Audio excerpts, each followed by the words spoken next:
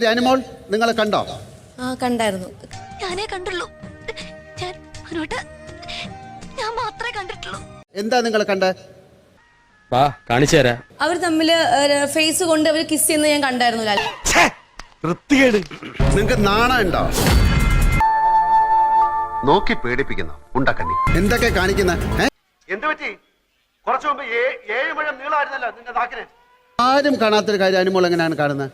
അതെനിക്കറിയില്ല. അത് എനിക്കറിയില്ലെന്ന് അങ്ങനെ പറഞ്ഞാൽ അതാണ് ആൻസർ. കുറച്ചുകൂടെ അന്തസ്സായിട്ട് സംസാരിച്ചൂടെ?